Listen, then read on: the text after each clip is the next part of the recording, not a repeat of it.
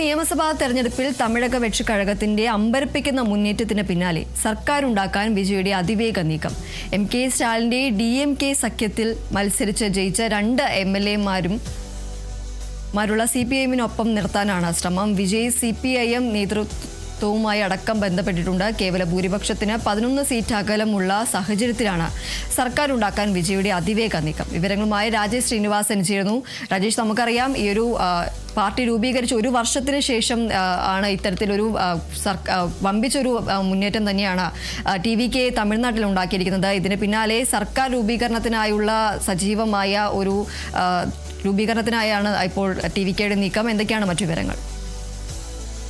ദീപ്തി, തെരഞ്ഞെടുപ്പ് കമ്മീഷന്റെ അവസാനത്തെ പുറത്തുവിട്ട കണക്ക് പ്രകാരം 108 സീറ്റാണ് TVK ഇപ്പോൾ തമിഴ്നാട്ടിൽ നേടിയിരിക്കുന്നത്. അതുകൊണ്ട് തന്നെ ഇനി കേവല ഭൂരിപക്ഷത്തിന് വേണ്ട 234 അംഗ നിയമസഭയിൽ കേരള ഭൂരിപക്ഷത്തിന് വേണ്ട 118 സീറ്റിൽ ഇനി 10 സീറ്റ് മാത്രമാണ് വിജയുടെ TVKയ്ക്ക് വേണ്ടത്.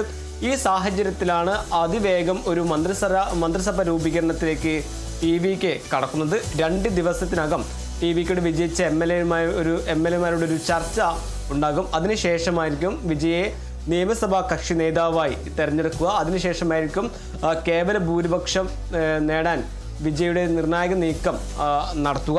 ഇതിൽ പ്രധാനമായും കോൺഗ്രസിനടക്കം CPI-ക്കുള്ള 2 സീറ്റും അതേപോലെ തന്നെ CPIM-നുള്ള 2 സീറ്റിനും വേണ്ടി ഒരു ചർച്ച നടക്കുന്നുണ്ട് എന്നതാണ് ലഭിക്കുന്ന വിവരം. അതുപോലെ തന്നെ മുസ്ലിം ലീഗായിട്ടുള്ള 2 സീറ്റും മറ്റു ഈ DMK-യുടെയും AIADMK-യുടെയും സഖ്യകക്ഷികളുമായി ചർച്ച നടത്തിയിട്ടുണ്ട് എന്നതാണ് നിലവിൽ ലഭിക്കുന്ന വിവരം. കഴിഞ്ഞ അല്ലെങ്കിൽ ഈ നിയമസഭാ തെരഞ്ഞെടുപ്പിൽ വിജയ് ഒരു വലിയ മുന്നേറ്റമായിരുന്നു വിജയുടെ TVK നടത്തിയത്. അതിൽ തന്നെ 234 അംഗ നിയമസഭാ സീറ്റിൽ 108 സീറ്റ് വരെ TVKയ്ക്ക് നേടാനായി. അതുകൊണ്ട് തന്നെ കേവല ഭൂരിപക്ഷത്തിലേക്ക് കടക്കുക എന്നതാണ് വിജയെ സംബന്ധിച്ചിടത്തോളം നിർണായകമായ ഒരു കാര്യം. അതുകൊണ്ട് തന്നെയാണ് ഈ DMK-യുടെയും AIADMK-യുടെയും സഖ്യകക്ഷികളെയും ഒപ്പം നിർത്താനുള്ള ഒരു നിർണായക നീക്കം നടക്കുന്നത്. കഴിഞ്ഞ ദിവസം CPIM നേതൃത്വവുമായി വിജയ് ചർച്ച നടത്തിയതായിട്ടാണ് വിവരം. അതുപോലെ തന്നെ ലോക്സഭാ പ്രതിപക്ഷ നേതാവ് രാഹുൽ ഗാന്ധിയുമായും വിജയ് ഫോണിൽ സംസാരിച്ചിട്ടുണ്ട് എന്നതാണ് നിലവിൽ ലഭിക്കുന്ന വിവരം. അതേസമയം തന്നെ സംസാരിച്ചതിൻ്റെ ഉള്ളടക്കം എന്താണ് എന്നതിൽ ഒരു വ്യക്തതയില്ല. DMK കേന്ദ്രത്തിൽ ഒരു മുന്നണി അല്ലെങ്കിൽ ഇന്ത്യ മുന്നണിയോടൊപ്പം ചേർന്ന് പ്രവർത്തിക്കുന്ന DMK-യെ പിണക്കാനുള്ള സാഹചര്യം എത്രത്തോളം ഉണ്ട് എന്നതും പ്രധാനപ്പെട്ട ഒരു ചോദ്യമാണ്. അതേസമയം തന്നെ കഴിഞ്ഞ ദിവസം രാഹുൽ ഗാന്ധി പങ്കുവെച്ച എക്സ്പോസ്റ്റ് എല്ലാം വിജയ് തമിഴ്നാട്ടിൽ വലിയൊരു മുന്നേറ്റം ഉണ്ടാക്കിയിരുന്നു. ഈ ജനവിധി മാനിക്കാതിരിക്കില്ല എന്നായിരുന്നു രാഹുൽ ഗാന്ധിയുടെ ആ പോസ്റ്റ്. അതിൻ്റെ എല്ലാം അർത്ഥം കോൺഗ്രസ് TVKയ്ക്ക് ഒരു പൂർണ്ണ പിന്തുണ നൽകുന്നുണ്ട് എന്നതാണ് TVK ക്യാമ്പ്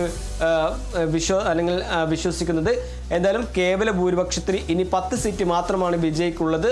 അത് 234 അംഗ നിയമസഭയിൽ 118 സീറ്റാണ് ഭരിക്കാൻ അല്ലെങ്കിൽ കേവല ഭൂരിപക്ഷത്തിന് വേണ്ടിയുള്ളത്.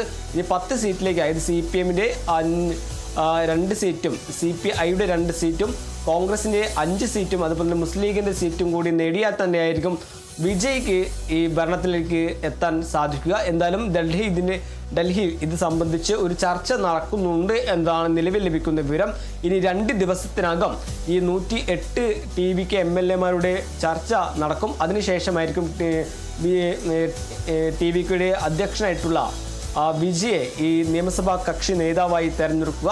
അതിനുശേഷമായിരിക്കും കേവല ഭൂരിപക്ഷം തെളിയിക്കാനുള്ള വിജയുടെ നിർണായക നീക്കം അത് അടുത്ത ഘട്ടത്തിലേക്ക് പോവുക. അത് പ്രധാനമായും TVKയുടെ സഖ്യകക്ഷികളുമായും ഏകദേശം 23 സഖ്യകക്ഷികളായിരുന്നു TVK-യിൽ അല്ലെങ്കിൽ DMK-യിൽ ഉണ്ടായിരുന്നത്. അതുപോലെ തന്നെ AIADMK-യുടെയും സഖ്യകക്ഷികളെ ഒപ്പം കൂട്ടാൻ തന്നെയാണ് വിജയുടെ നിർണായക നീക്കം എന്ന് പറയേണ്ടിയിരിക്കുന്നു. ദീപ്തി, ശരി. എന്നാലും തമിഴ്നാട് നിയമസഭാ തെരഞ്ഞെടുപ്പിൽ തമിഴക വെട്ടുകഴകത്തിന്റെ മുന്നേറ്റത്തിന് പിന്നാലെ സർക്കാരുണ്ടാക്കാനാണ് വിജയുടെ അതിവേഗ നീക്കമുള്ളത്.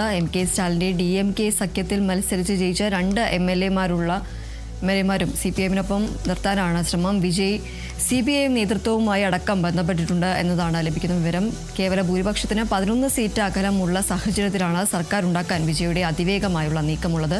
രാജേഷ് ശ്രീനിവാസനാണ് വിവരങ്ങൾ നൽകിയത്.